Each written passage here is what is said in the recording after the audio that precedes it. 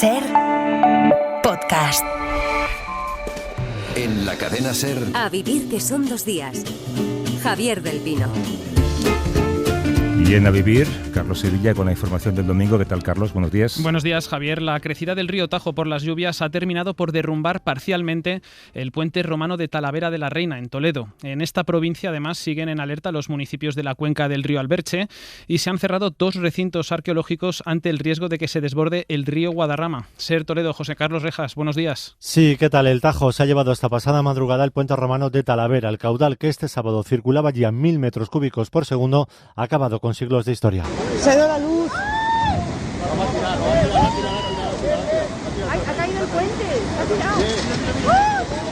Se cayó el puente. Se ha caído el puente romano. El alcalde de Talavera habla de día trágico en X. Esta mañana visitará Talavera el presidente de Castilla-La Mancha, Emiliano García Paje. Lo hará tras desplazarse también a Escalona, una de las localidades ribereñas del Alberche, en alerta máxima desde ayer por la crecida de este río. Allí son ya un centenar las personas desalojadas de sus casas y se cuentan por decenas las viviendas anegadas. En Toledo, la UME vigila también el dique de contención instalado junto al Hospital Nacional de Parapléjicos. La furia de los ríos y las lluvias han obligado también a cerrar el Parque Arqueológico de Carranque y la Villa Romana del Saucedo. En Turquía, la justicia acaba de ordenar el ingreso en prisión preventiva del alcalde de Estambul a la espera de que comience el juicio contra él. Ekrem İmamoğlu, que es el principal rival político del presidente Erdogan, está acusado de corrupción y también de terrorismo por reunirse con grupos kurdos. Mientras, los 4 días de protestas por su arresto dejan ya más de 300 detenidos. Javier Díaz, buenos días. Buenos días. El alcalde, figura clave de la oposición, y 4 de sus ayudantes llevan detenidos desde el miércoles, acusados de terrorismo y corrupción, y ahora serán encarcelados hasta que se lleve a cabo el juicio, pero solo por corrupción. Las causas se han separado y no serán juzgados por terrorismo. En sus primeras declaraciones han negado todos los cargos y los han calificado de acusaciones y calumnias inimaginables. Esta decisión llega después de una noche en la que han continuado las protestas en la puerta del Palacio de Justicia, donde se encuentra retenido el alcalde y sus ayudantes. Más de 50.000 personas se han manifestado esta noche y unas 300 personas han sido detenidas. Además, en Roma esta mañana veremos al Papa salir del hospital Gemelli, en el que ha pasado 37 días ingresado, primero por una bronquitis que derivó después en una neumonía bilateral. Según los médicos que le están tratando, el estado de salud de Francisco está mejorando, lleva 2 semanas estable, pero el pontífice deberá pasar 2 meses de recuperación en su residencia para volver a su actividad normal. Y terminamos con deportes, última hora del Gran Premio de China de Fórmula 1. José Antonio Duro, muy buenas. ¿Qué tal? Buenos días. Sí, segundo Gran Premio de la temporada. Estamos en la vuelta 33 de 56 en China. La carrera que empezó hace una hora lidera Oscar Piastri. En este momento los McLaren en primera y segunda posición, con Russell tercero, con los Ferrari cuarto y quinto puesto. Los españoles Sainz en 14ª posición, Fernando Alonso fuera de carrera por problemas en el sistema de frenos en la cuarta vuelta de la carrera de Shanghái que se disputa en este momento. Gracias, Duro. De momento es todo. Más información dentro de una hora y siempre actualizada en cadenaser.com. Cadena SER. Servicios informativos. A mi cuñado no le importaba que le pidiera "Please, déjame Movistar Plus para ver la Champions". Pero al pedírselo también para ver el 47, Celeste o La Vida Breve, yo creo que aunque no me diga nada, sí le importa. Así que como ahora cuesta 9,99 al mes y da igual con quién tengas internet, pues me lo he puesto yo. Todo es al Plus sin Plis. Movistar Plus. Hacer negocios con amigos. Decir sí quiero. Prestarle el coche a tu hijo. La vida está llena de momentos para ser valiente. Disfrútalos. En Allianz, la mayor aseguradora de Europa, cumplimos con nuestros compromisos siempre. Como pagar en menos de 48 horas desde la confirmación de tu siniestro. Allianz. Y a vivir. Este verano te toca República Dominicana. Y con New Blue, si te toca, es gratis. Sí, gratis. Ve a tu agencia de viajes antes del 31 de marzo y reserva una semana en República Dominicana con todo incluido desde 1.135 euros. Cada día sorteamos unas vacaciones entre las reservas que se hagan. Lo mejor de República Dominicana está en New Blue. Soy Aida de Carglass. Si tu parabrisas tiene un impacto, repararlo es súper fácil. Solo necesitas tu móvil, tablet u ordenador y entrar directamente en carglass.es. Pides cita y nosotros lo reparamos, donde y cuando quieras. Carglass cambia, Carglass repara.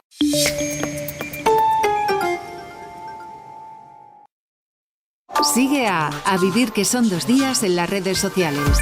En Twitter e Instagram, @avivir. Y en Facebook, A Vivir Cadena SER. Mitos 2.0. Desmontando la vida con Pepe Rubio y Sergio Castro. Si te interesan los temas del corazón o del fútbol, ¿pierdes prestigio social? ¿Eres de los que hablan libremente en cualquier lugar y foro de la Pantoja, de los grandes momentos de Alba Carrillo, del Rey o de Bárbara Rey? ¿O de los que comentan el inicio regular de Mbappé o el gran momento del Barça sin cortarse, sin que te preocupe lo que piensen los demás? ¿O más bien estás en el bando de los que no saben de esos temas o... esa es la gran cuestión, de los que disimulan? Porque hay muchísima gente que disimula, que dice que no sabe, yo esto no ve, pero ¿de quién me estás hablando? Los disimuladores. Lunes en Hoy por Hoy, con Ángeles Barceló, Cadena SER.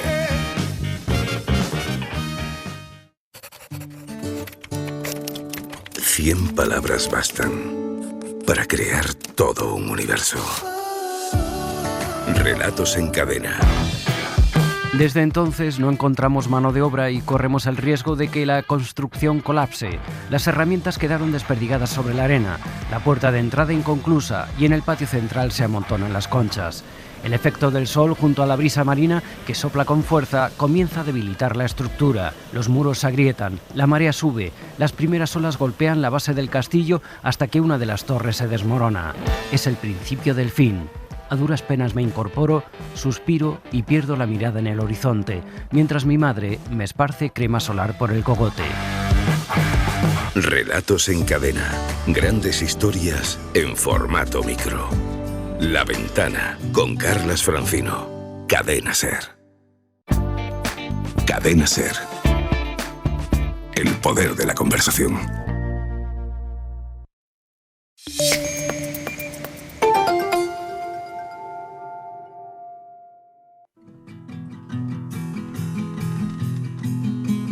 We've been gone for such a long time that I'm almost afraid to go home.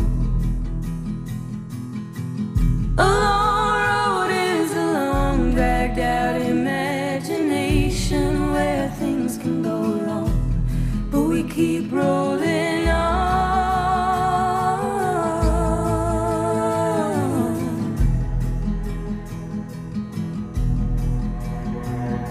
No, doctor, but if I was guessing, I'd say it was just growing pains. And painful as growing is, we can't forget it's hard to get to taking the reins, and we'll all be okay.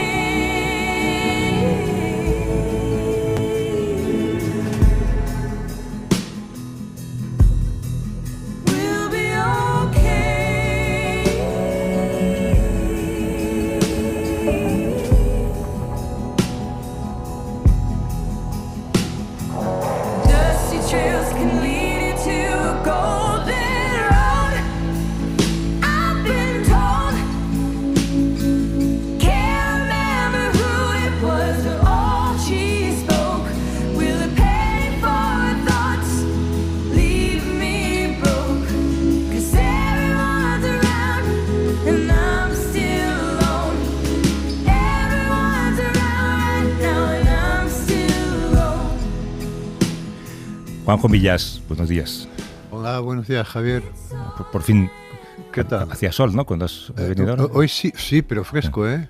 Fresco y el viento que viene de la sierra. Para mí es un poco una sorpresa, ¿sabes? ¿No? Que aquí estamos, es un estudio sin ventanas, hay una terraza cerca. Sí. Pero si no me acerco, por falta de tiempo, no sé qué día hace. No sabes qué día hace, sí.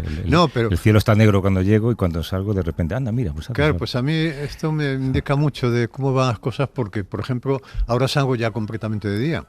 Y hasta hace 2 semanas salía de noche, ¿no? Y tal. Pero bueno, bien, una semana un poco... ¿Qué te ha pasado? Muy movida mentalmente, ¿no? Bueno, ahora acabo que sea... Que yo creo que sea... Ahora, mientras esperaba entrar, estaba echando un vistazo al periódico y he visto una viñeta del Roto, que casi siempre es genial, ¿no? Y que aparece un niño con una mirada perpleja observando al lector y dice el niño: vinimos tarde al mundo, ya todo tiene dueño. Y entonces, me ha parecido un resumen de la situación actual, ¿no? De la falta de expectativas de la gente joven, ¿no? O sea, ya todo tiene dueño. Y me parece que es un resumen brutal. En fin, es porque esa falta de expectativas, yo creo más que produce unas disfunciones brutales en el mundo, ¿no? Comentaba antes, al entrar, he comentado con Beatriz y con Paqui que he pasado una noche muy rara porque he tenido sueños yo creo que muy turbadores, no recuerdo, pero han debido ser muy turbadores, y tienen que ver con que ayer estuve viendo esta serie a la que todo el mundo habla, que me resistía a ver. Adolescencia. Brutal. Que me resistía a verla porque sabía que era... Que te iba a hacer daño. Que me iba a hacer daño. A mí me ha pasado también. Me ha hecho daño. Pero claro, tiene que ver con la viñeta del roto, porque realmente si ese colegio británico que sale en la serie es realista, o sea, si son así, te das cuenta que efectivamente los colegios son ahora más lugares salvajes, guarderías donde hay que estar, y donde los profesores son más carceleros que educadores, ¿no?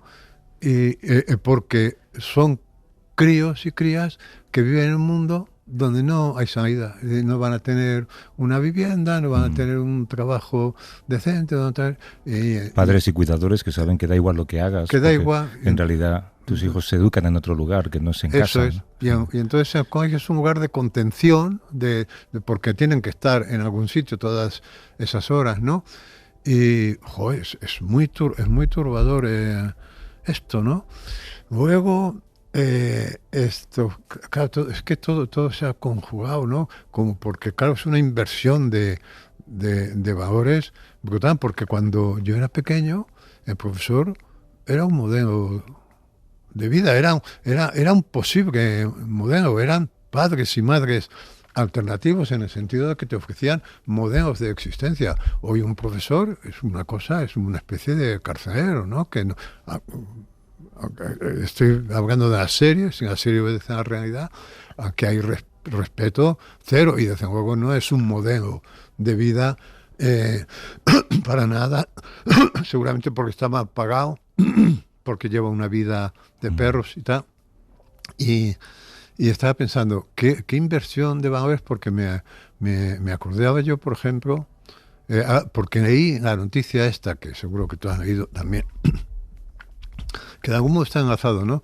De un investigador francés que llegó a Estados Unidos y en el repaso de los pasaportes, en la frontera, en la garita esta de donde miran los pasaportes, pidieron el móvil, que te pueden pedir todo, ¿no? Miraron que tenía unos WhatsApps que criticaba a Trump y lo devolvieron. No lo dejaron entrar. Pero bueno, podían haber acusado de terrorismo, ¿no? Porque claro, ahora he leído en el artículo de Íñigo Domínguez, las situaciones que se están dando en Estados Unidos son brutales. Y me acordaba de ti y pensaba, ¿podrá Javier volver a Estados Unidos? ¿Se atreverá a volver? Porque claro, tú y yo hemos hablado de Trump, de Murcia. O sea, tú lo tienes difícil ya. Bueno, sé que eso puede pasar, es una posibilidad. De hecho, hay una sentencia del Tribunal Supremo Americano que establece que tú no puedes pedir a alguien que te abra el teléfono móvil, que te lo desbloquee sin una orden judicial, salvo en un puesto fronterizo. Si eres ciudadano americano, no te pueden negar entrada en tu propio país, lógicamente, pero si no lo eres, como es mi caso, por ejemplo, estás obligado a hacerlo, porque se considera un registro, como el registro de tu equipaje igual, ¿no? Y si encuentran algo, o si no cooperas, si dices que no quieres abrir el teléfono, pues fuera, no te dejan entrar, o te llevan, como contaba Manuel Vilas, al cuartito. Y ahí en el cuartito has perdido todos los derechos. Nada, eres ahí, el cuartito es lo más parecido a Guantánamo que te puedes imaginar. Ahí te pueden hacer todo. Y claro, yo pensaba, claro, a mí no se me ocurre ir a Estados Unidos ahora ni loco, pero ni loco, no se me ocurre pero pensaba, joder, yo recuerdo que hubo en mi juventud, en los años 60, hubo un momento en que el centro del mundo cultural era Londres. había que ir a ver a Tate Gallery, había que pasear por Piccadilly, en fin, había que ver librerías, había que ver museos, había que ver musicales, teatro. Quiero decir, hubo un momento en que, por lo menos desde España, ¿no?, que estábamos además saliendo eran los últimos años de la dictadura y tal, y eran Londres, y de súbito, porque fue una cosa un poco así como sin transición, fue Nueva York. Entonces había que ir a Nueva York, había que ir a MoMA, o sea, no haber visto MoMA, Soho, pasear por la Quinta Avenida, ver el museo de biología, como se llama, natural, bueno, y había que ir, y era el centro cultural del mundo, y de repente las noticias que te llegan de allí son las noticias de un país terrorífico, donde además no tienen ni huevos para el desayuno, ¿no? Quiero decir, porque esto es lo último que queríamos ver, escenas de supermercados donde los lineales de huevos están desabastecidos, ¿no? Y dices, bueno, esto, no sé. Sí. Esta sensación la contaba ayer Kaveh Akbar, este escritor americano iraní. Escuché la entrevista, sí. Cuando decía que te sientes un poco, siendo él, al final, pues una persona que se ha criado en ese país, aunque nació en Irán, ¿no? La sensación de que te sientas a comer en una mesa con ellos, pero te ponen en la esquina. Sí. ¿No? O sea, te permiten entrar, pero te vigilan, o te ponen en la mesa de los niños porque no estás a su altura, ¿no? Esto que decía él, de que cuando los americanos hablan de nosotros, él no se siente incluido en nosotros, ¿no? Y ahora ese nosotros es mucho más pequeño. Es mucho más pequeño. Sí. Pero claro, incluso en su libro habla, que en su libro es... ¿Te está gustando? Bueno, tiene un arranque, me empecé ayer, y he tenido que aplazarlo porque estaba con otras cosas, y tiene un arranque tan espectacular, me está gustando mucho, pero en cierto modo el personaje de Cyrus es un trasunto del autor, ¿no?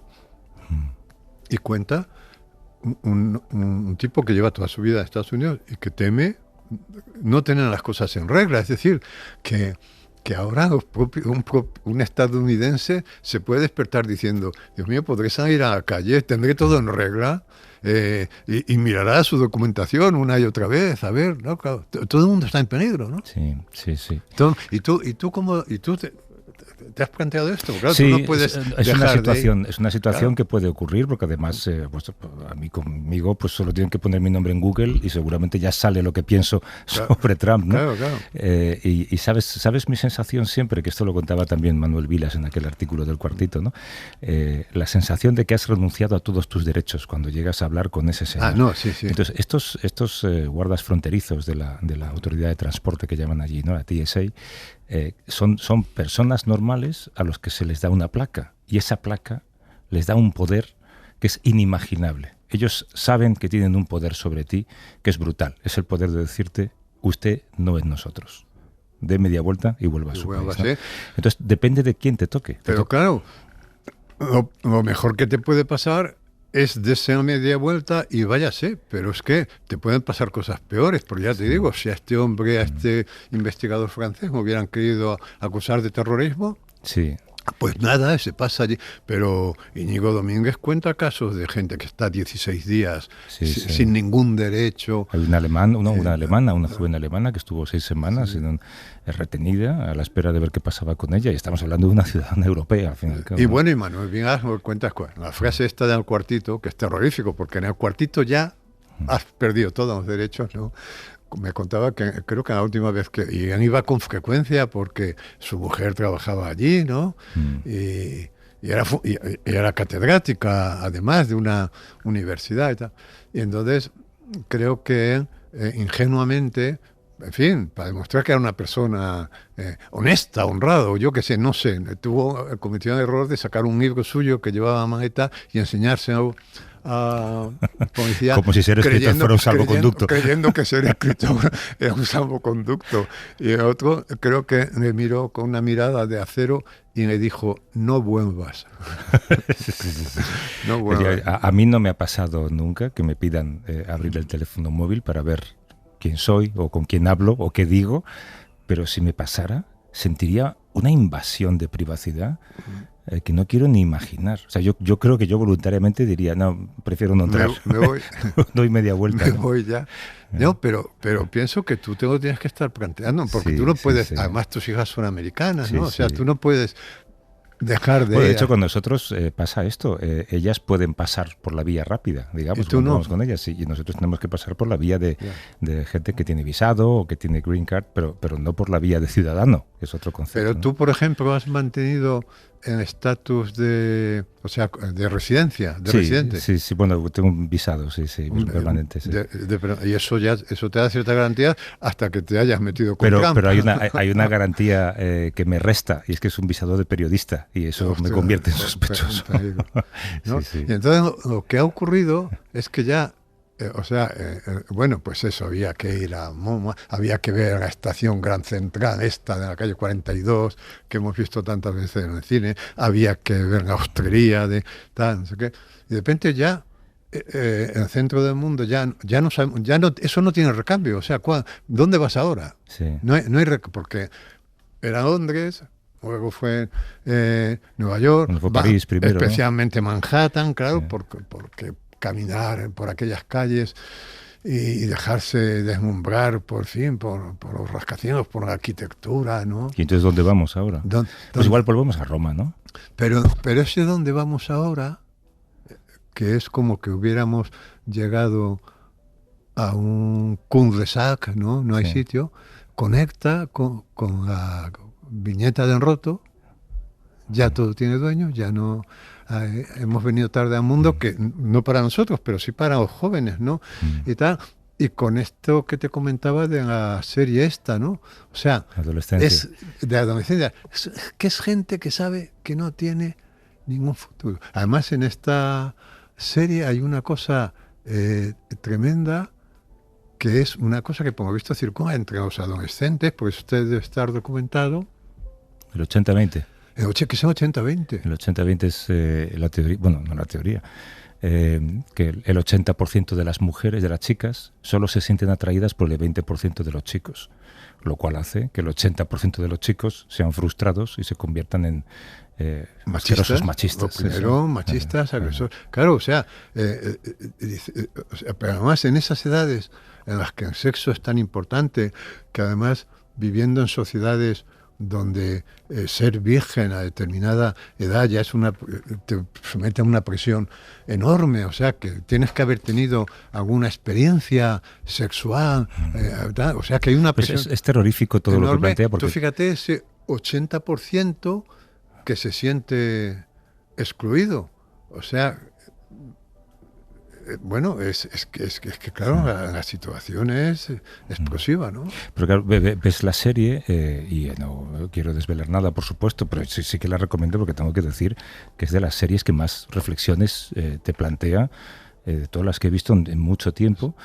Claro, la pregunta es ¿quién es culpable? ¿Quién es culpable?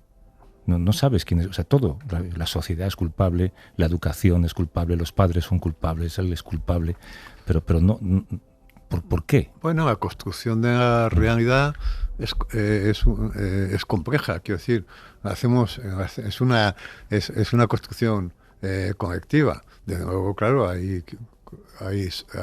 colectivos con más responsabilidades, ¿no? Los políticos, los dueños del mundo, los dueños de los grandes capitales, de las empresas. Leí también esta semana que en una factoría de Tesla en Alemania la reivindicación más potente ahora es poder ir a un baño. O sea, claro, esto quiero decir es bajar el nivel. Quiero decir hasta dónde hemos retrocedido. Si en una empresa una reivindicación sindical que salta a la prensa por ser la más potente es poder ir al baño durante las horas de trabajo, O sea, yo he trabajado en empresas y yo no recuerdo haber tenido ningún problema nunca para ir al baño. O sea, pero que eso salte como reivindicación sindical, te hace pensar... Hay otro detalle esta semana, también habrás visto la noticia, y me ha recordado, mi padre durante un tiempo era funcionario de justicia y trabajó en el registro civil en inscripción de difuntos. Y entonces siempre bromeaba con mi abuela. Mi abuela pagaba religiosamente el ocaso, como se llame, el seguro de muertos, ¿no? Siempre decía, eso no hay que pagarlo, si nunca hemos visto cadáveres por la calle, no se preocupe usted que alguien le va a recoger, ¿no? Le decía a mi abuela. Sí. Y ahora sí que encontramos cadáveres por la calle. Porque ahora los muertos, fíjate, ¿has visto lo de la T4, todo tiene ¿no? dueño, según la viñeta de Roto, todo tiene dueño ya, menos los muertos. Bueno, menos los pobres. Claro, los muertos pobres, los muertos... ¿Has visto, no, lo que pasó en la T4? Sí, otro día, es que precisamente yo había escrito un artículo no hace mucho sobre esto que está pasando en la T4 y en general en las terminales, en las 4 terminales del aeropuerto, pero en la T4, que es tremendo porque ahí conviven la riqueza absoluta con la miseria absoluta. O sea, tú vas de día a T4, pasas ya, una vez pasado un control policial, te metes en la escalera mecánica que baja a las puertas de embarque y eso te lleva directamente a la tienda libre de impuestos, que las tiendas libres de impuestos son por definición el paraíso. Buen y bien, por los perfumes que están ahí, que la gente puede probar, todo está súper bien iluminado, súper bien dispuesto. Vende felicidad, que es chocolate, alcohol. Eso es, paraíso del consumo, ¿no? Sedas, chocolates, de todo, ¿no? Te quedarías ahí a vivir, ¿no? Y sales a las puertas de embarque y bueno, es un aeropuerto con una arquitectura muy especial, de techos muy altos, entra luz por todas partes, o sea, te da restaurantes para todos los gustos, de comida rápida, de comida menos rápida, o sea, es en lujo. Y de repente llega la noche, aquello se oscurece y llega la pobreza absoluta, los indigentes que van a dormir allí y que mueren allí, uno de los cuales murió esta semana allí y estaban discutiendo quién era el dueño de ese muerto, si AENA o el ayuntamiento, porque bueno, hay que decir que esto de que en la T4 sobre todo se haya convertido en un albergue de gente sin casa, ¿no? De gente sin techo, se ha multiplicado por 10 en muy poco tiempo. Quiero decir que hace 4 años, pues sí, había algún indigente, había 10, pero es que hay 400. O sea, y esto las autoridades lo ven venir, como han ido viendo el problema de la vivienda, y no han puesto ningún problema, ninguna solución, ni ponen ninguna solución realmente eficaz, porque quién se atreve a meterse con el mercado, ¿no? Pero que, en fin, que en el aeropuerto de Barajas se haya multiplicado exponencialmente el número de gente que duerme allí en los últimos 4 años, es como para pensar, ¿no? Bueno, pues tienen además una discusión entre el ayuntamiento... ¿De quién es este muerto? De quién es este muerto, ¿no? Porque O tú, vaya... ¿por qué no hablamos de fútbol o de Montoya otra vez, no? Sí, claro, se entiende el éxito, se entiende el éxito de todo esto, ¿no? Porque además, el otro día hablaba yo con mi hijo mayor, ¿no? Tú no observas la cantidad de contenidos turbadores y perturbadores que hay en las plataformas. O sea, en películas, en series y tal, que dice, ay Dios mío, voy a buscar una comedia porque ya no puedo más. Sí, yo hay veces que una buena comedia de Jennifer Aniston o de Adam Sandler o algo así. Por favor, una cosa absolutamente banal. Súper superficial, ¿no? En fin, son noticias que serían más creíbles como una ficción casi, ¿no? Que como una realidad de estas que hemos comentado.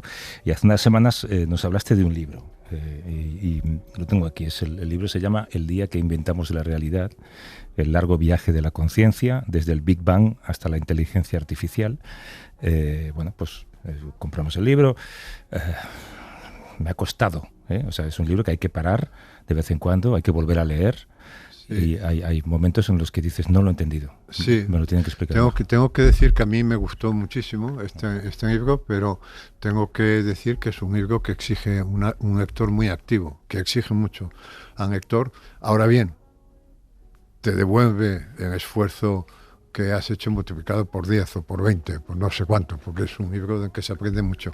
Yo compré por el título, aunque conocía al autor, a Javier Argüello, que habían leído un libro de él que ya me llamó la atención, que se llamaba 4 cuentos cuánticos, lo leí hace un año, por ahí.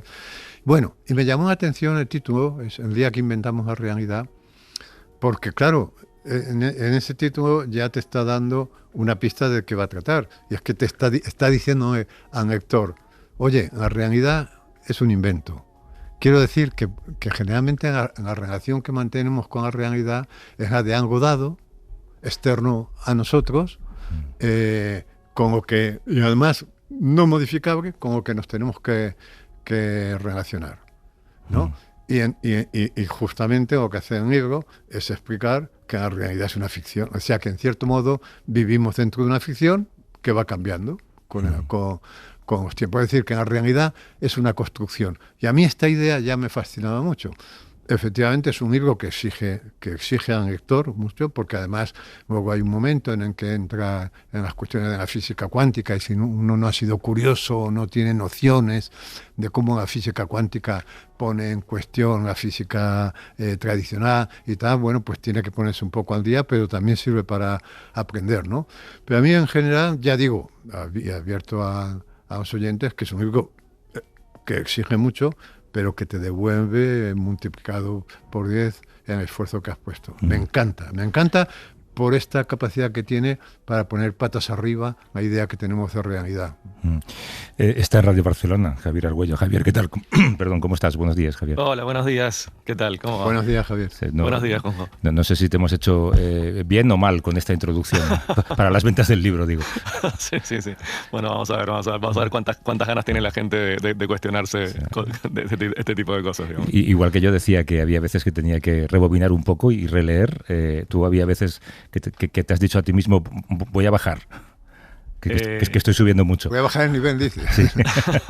Mira, sí, son temas que son complejos. Mi intento ha sido contarlos de forma amena, de forma narrativa, pero entiendo que el trasfondo, digamos, hace pensar. Hay que parar un poco de ratos y pensarlo un poco más detenidamente, eso lo entiendo. Sí.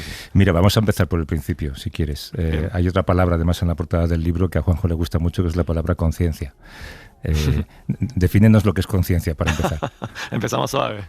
¿Qué es conciencia? Bueno, es que más que una definición es el gran misterio que está rondando muchos temas de los que estamos hablando, muchos de los debates que se están manteniendo hoy en día a nivel científico, a nivel de los grandes avances de la tecnología, qué sé yo, desembocan en esta gran pregunta, ¿no? Bueno, ¿y qué es la conciencia? Y no hay una respuesta,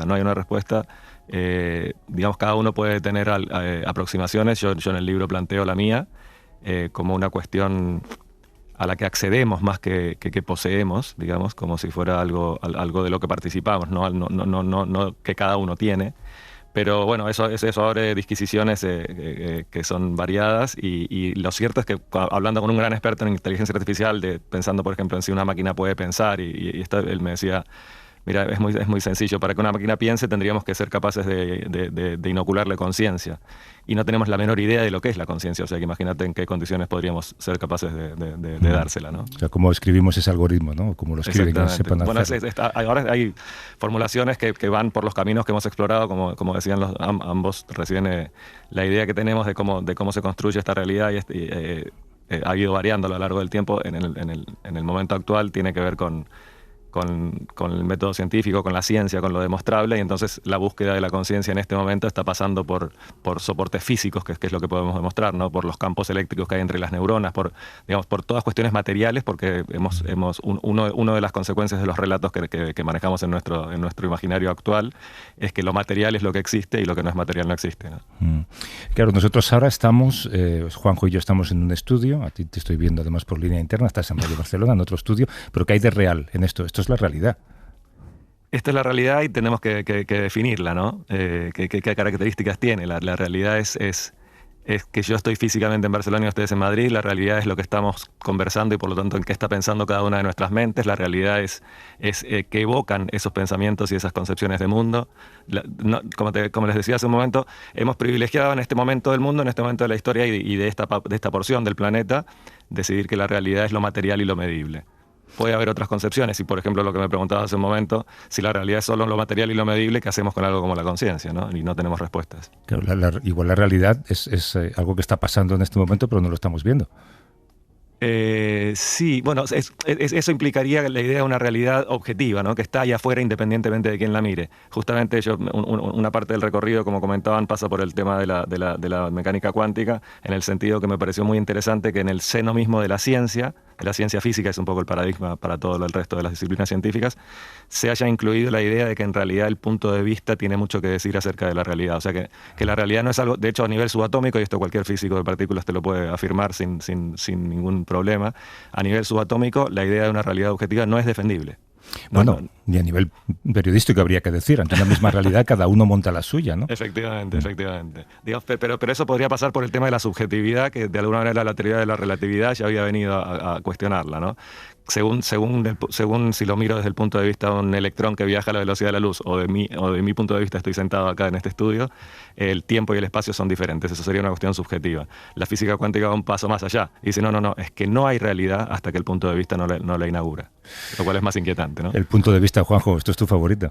Sí, claro, porque tiene tanto que ver con la escritura, ¿no? Claro, con la literatura, ¿eh? Es decir, que hace poco comentábamos, ¿no? Que un lector, así como un lector del siglo XIX daba por hecho que la voz narradora era, bueno, pues una cosa retórica que tenía que existir para que existiese la novela, ahora en el lector de hoy día se pregunta quién me está contando esto y por qué me lo cuenta.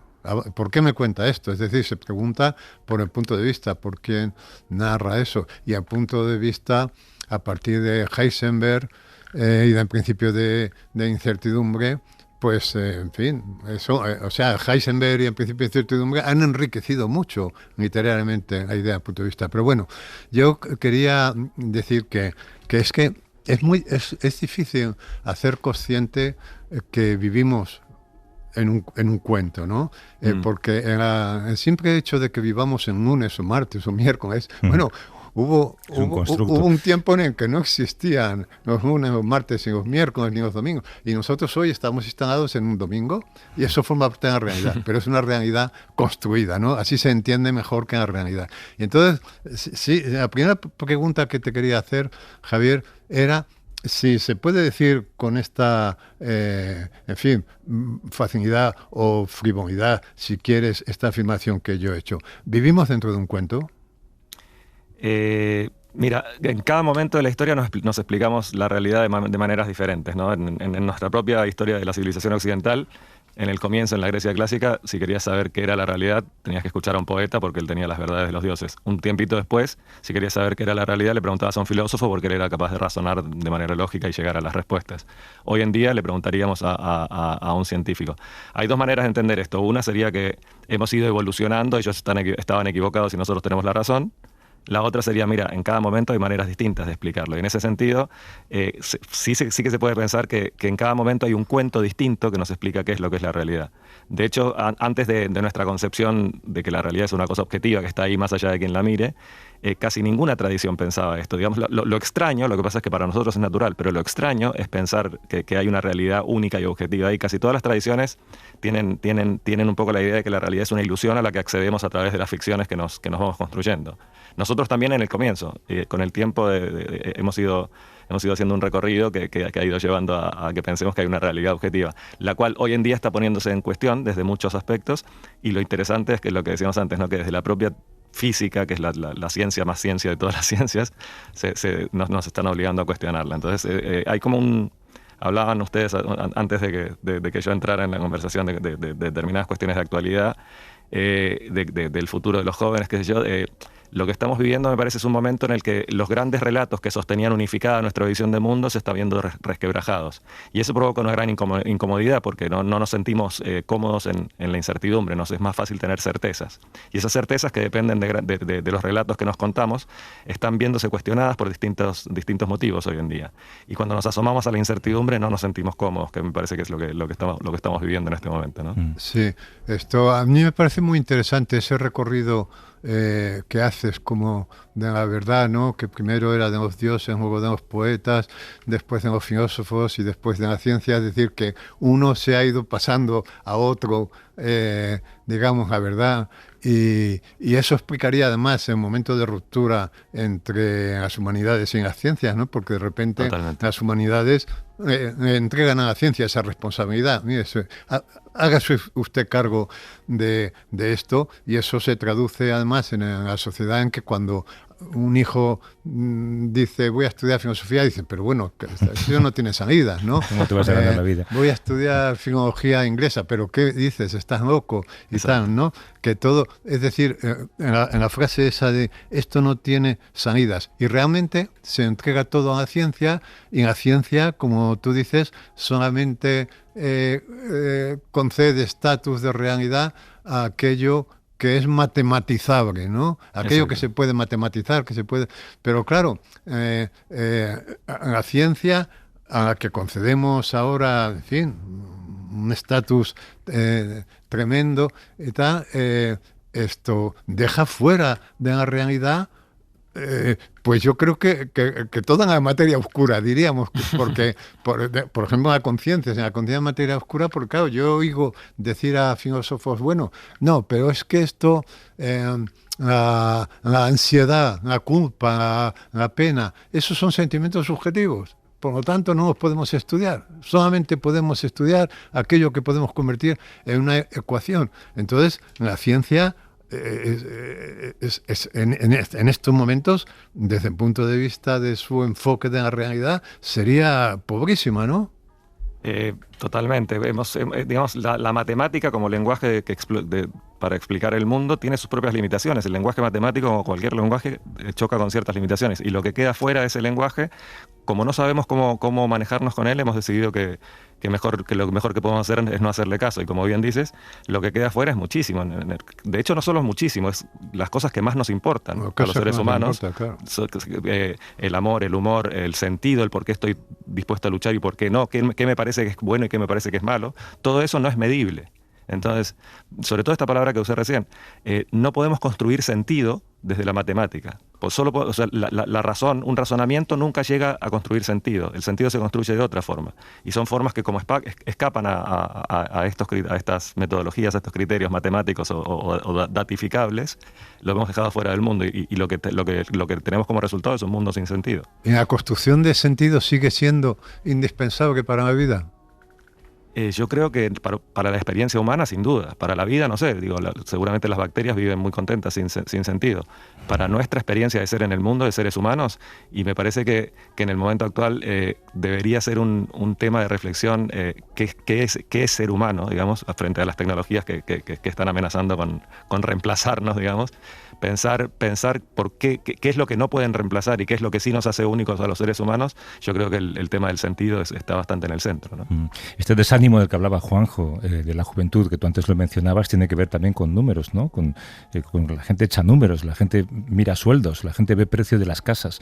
Pero es que ahora la realidad está basada en números, no en palabras. Exactamente. Bueno, y yo creo que con una escasez de sentido, yo creo que lo que le roba alegría al levantarte y lo que le roba razón de ser al levantarte por la mañana es no tener un sentido por el cual hacerlo más allá de los números, que efectivamente, digamos, si lo único que existe es lo demostrable y lo material, entonces ¿cómo puedo demostrarle al mundo, demostrarme a mí mismo que estoy teniendo éxito en la vida? A través de logros materiales, porque lo otro no se puede medir, por lo tanto no existe. Y si nos quedamos sin lo otro, por más que consigamos logros materiales, estamos bastante vacíos. Y es lo que me parece que también está, digamos, más allá de las crisis socioeconómicas, ambientales y sociales que estamos viviendo, me parece que hay una más silenciosa que está atravesándolas a todas, que es esta crisis de sentido. ¿Cuál es el sentido? O sea, ¿qué tenemos que hacer para darle un poco de sentido a este viaje? En el fondo, a los seres humanos y la literatura, las artes en general exploran esas grandes preguntas, ¿no? ¿Qué nos importa a los seres humanos en el fondo? Si vamos sacando el ruido del día a día, lo que queda detrás es ¿qué significa que haya aparecido yo en este mundo? ¿Qué tengo que hacer para darle un poco de sentido al viaje? ¿Qué va a pasar el día que me vaya? En el día a día hay un montón de cosas que parece que nos preocupan mucho, pero basta que pase algo importante como enfermar de gravedad o que enferme de gravedad a alguien a quien queremos, para que todas esas cosas que parecían importantes se desdibujen y queden solamente estas tres grandes preguntas, ¿no? ¿Cómo aparecí en el mundo? ¿Cómo le doy un poco de sentido a este viaje? ¿Qué va a pasar el día que me vaya? Estaba pensando que el otro día comimos juntos, Juanjo y yo, y me echó en cara que es que yo tengo un problema y es que le quiero buscar sentido a la vida. A él también le pasa lo mismo. Pero sería mejor sin buscarlo entonces, ¿no? Yo creo que no, yo creo que o sea, es como una cuestión de corto o de largo plazo. En el corto plazo sí, es más fácil, es más cómodo. En el largo plazo la vida se te vuelve una cosa bastante difícil de transitar. Sí, es que decía yo a Javier, un poco en broma, que en sentido ya se había convertido en una cosa de señoritos, ¿no? Es decir, porque vivimos en un mundo en el que ya la supervivencia es un éxito, ¿no? Por lo tanto, ya dar ese salto de la supervivencia a la búsqueda en sentido, pues una cosa de pijos de señoritos, ¿no? De señoritos como nosotros, ¿no? Entonces, pijo progre se dice. Pijo progre, ¿no? Yo creo que no, yo creo que es una cuestión bastante más básica y casi cercana al alimento y al abrigo. Pero digamos, el relato que nos contamos lo ha relegado a esta especie de extra radio. Sí. Hay un momento del libro que a mí me interesa mucho, precisamente, que hablas de la conciencia. Hay digamos, dos momentos. Primero es cuando entras en la física cuántica, ¿no? Uh-huh.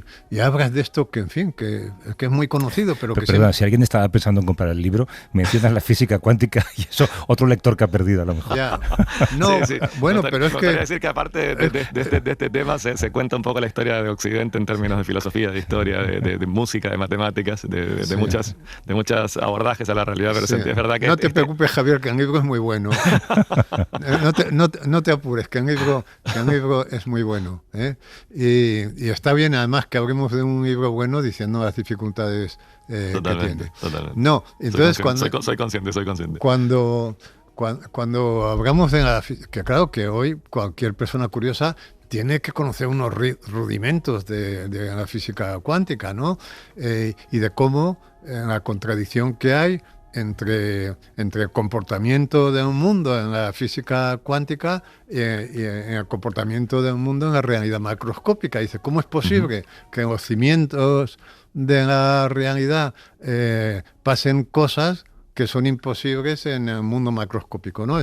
Pero es que eso conduce un poco a la idea de la conciencia como la conciencia que tú has señalado antes, que a mí me parece que es muy interesante porque conecta con todas estas, digamos, cuestiones de orden religioso o místico que tienen que ver con las filosofías orientales o con las religiones, de que la conciencia, de que nosotros no somos poseedores de la conciencia, sino que participamos de ella, es decir, que hay una conciencia, que un mundo, como si el mundo tuviera una conciencia de la que nosotros participamos y a la que nos enchufamos, ¿no? Y que eso, ahí en el libro, si no explícitamente, pero yo he creído decir, entra en una cuestión muy interesante que tiene que ver con el mundo de la religiosidad, con el mundo de lo religioso, ¿no? Sí, yo más que religiosidad, que digamos para mí es como un poco los partidos políticos que se han formado alrededor de esta idea, yo pensaría más en una idea de totalidad, en una idea de... Mencionaste la palabra espiritualidad, sí, quizá más eso que religiosidad, pero en el fondo... Espiritualidad, bien. Sí, en el fondo a lo que se refiere es que si convenimos que en el fondo que la realidad son relatos que nos contamos acerca de ella, que no tenemos un acceso directo a la realidad, si convenimos que en el fondo son solamente ficciones que armamos para tratar de explicárnoslas, entonces uno podría pensar, bueno, entonces cualquier ficción vale lo mismo que cualquier otra. Yo creo que no.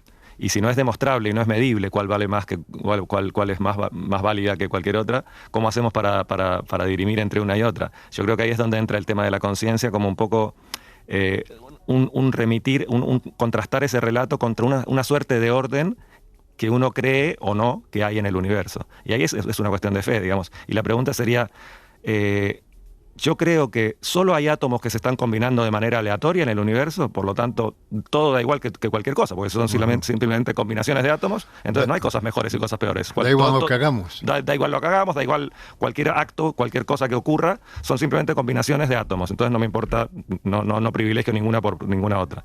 La otra opción es, no, yo creo que hay una suerte de orden. En mi caso yo creo que lo hay, creo que cuando trato de tomar decisiones, cuando trato de ver de qué manera participo en las situaciones, trato de encontrar la mejor forma de participar. Y eso quiere decir que de alguna manera confío en que hay un orden que privilegia ciertas cuestiones por sobre otras, porque si no da todo igual.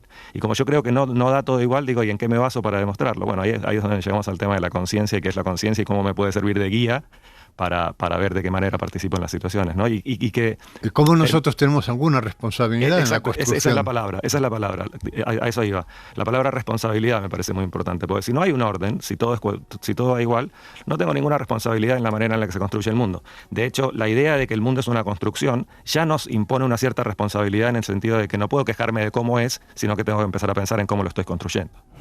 Vamos a poner los pies en el suelo. Mañana es lunes por la mañana. Me invento un lunes. Exacto, me he inventado un lunes. Alguien ha leído tu libro esta tarde porque se lo ha comprado y dice, no, mañana voy a cambiar de vida y voy a mirar la realidad de otra manera. ¿Cómo le recomiendas que arranque el día? Mira, hay una frase muy linda, ya que hablamos de tradiciones lejanas, hay una frase muy linda de Confucio que dice, un sabio no tiene ideas. ¿Qué quiere decir esto? No quiere decir que un sabio no tenga alguna idea propia, quiere decir que entra en las situaciones lo más libre posible de cualquier idea predeterminada, de cualquier prejuicio, para tratar de entender en esa situación cuál sería la manera correcta o la mejor forma de actuar.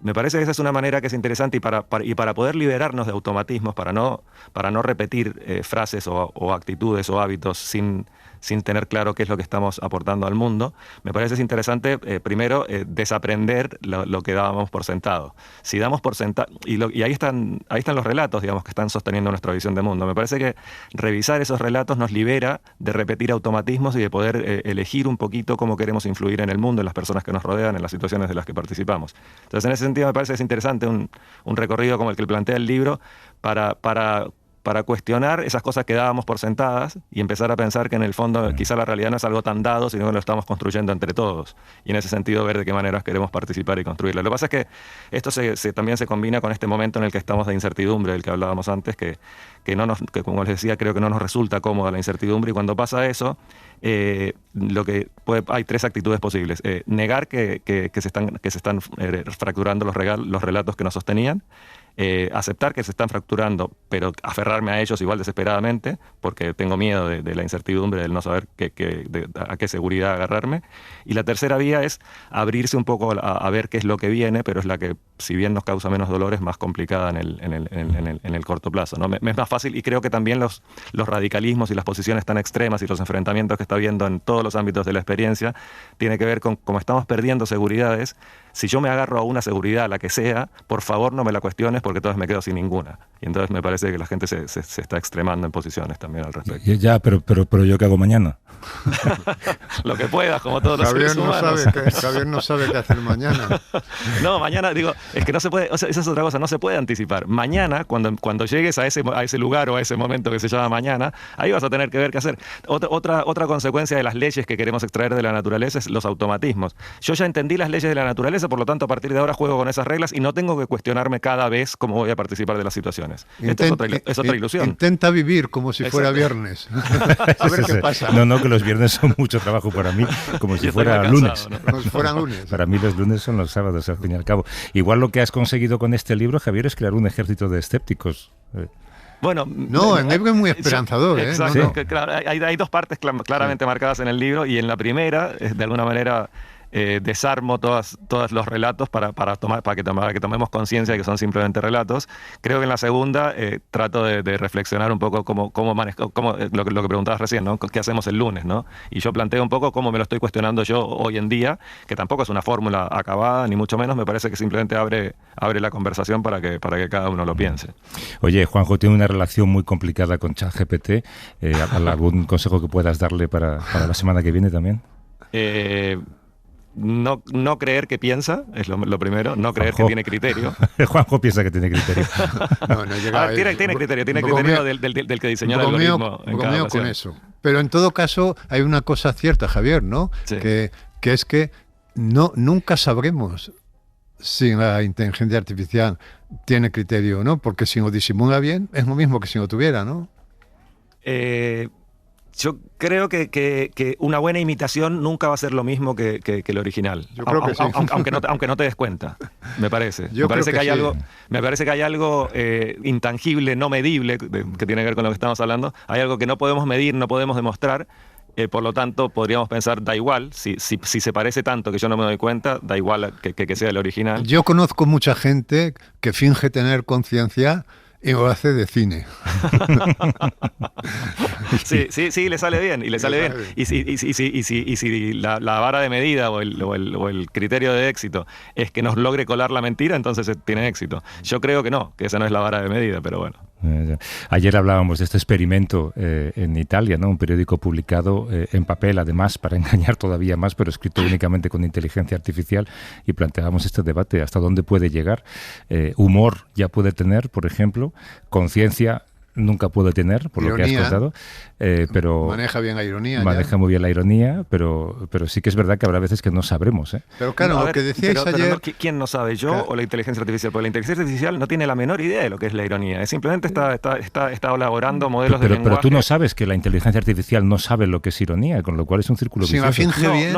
Yo sí sé. El problema es que la gente no lo sepa. Yo sí sé que ella no sabe lo que es la ironía. Yo sé que la que le gana al mejor jugador de ajedrez del mundo no tiene la menor idea de que juega al ajedrez, ni lo que es ganar, ni lo que es perder. Yo lo sé. El problema es que me parece que la gente no. Y no lo sabe por desinformación, porque los titulares son más llamativos. Si decimos, estamos a punto de inventar una máquina que piensa, es un titular que vende más que si yo digo, mire, en realidad hay muchas limitaciones en este lenguaje. Mira, este periódico del que hablaba, perdona que te he cortado, sí. de un modo muy grosero. Esto... Es porque nos apasionamos con estos temas, no te preocupes. No, que una de las cosas que decían ayer de este periódico italiano es que si no hubieran advertido de que estaba hecho por inteligencia artificial, nadie lo habría adivinado, ¿no? Sí, claro. Pero entonces se decía alguno de los participantes, claro, pero esto hace falta que haya detrás un humano. Claro, y dices, oye, y una grúa que hace el trabajo, o un tractor que hace el trabajo, que antes hacían 100 personas, necesita también detrás pero claro, eso no le quita mérito, ¿no? Es que es exactamente, ese es su mérito, y yo no estoy para nada en contra, Me parece una herramienta maravillosa, con la salvedad de que no tenemos que caer en la trampa, en la ilusión de que es alguien que está pensando. Eso no lo hace, y no pasa nada con que no lo haga mientras lo tengamos claro. Lo que pasa es que, aparte de lo que les decía de los titulares, que son más vendedores si decimos la máquina piensa, también hay una cuestión muy antigua en el ser humano, que es el deseo de ser capaces de crear vida. Entonces, cuando estamos a punto de lograrlo, o hay simulacros que parece que se acercan, nos fascina tanto que nos gusta creer que sí. A mí me parece que es importante que la gente sepa que una máquina que simplemente son ceros y unos, que pueden combinar posibilidades, pero que nunca tiene criterio. Digo, incluso cuando la gente dice, es que lo programé para ciertas cosas y está haciendo otras. Perfecto, está haciendo otras, pero eso es una cuestión de aleatoriedad. Yeah. Y la conciencia no es aleatoriedad, es intención, es voluntad, y todo eso son palabras que le quedan muy grandes a una inteligencia artificial. Javier Argüello, que acaba de publicar El día que inventamos la realidad, publicado por Debate, pues gracias por esta conversación, que da para pensar también, y recomendamos el libro, pero a pequeñas dosis, ¿no, Juanjo? Sí, no, o sea, se puede leer despacio, pero que sepa que es un libro que va a exigir mucha aportación personal, ¿no? Gracias, Javier, suerte con el libro. Un abrazo, cuídate. Un abrazo para ustedes, gracias. Hasta la semana que viene, Juanjo. Adiós.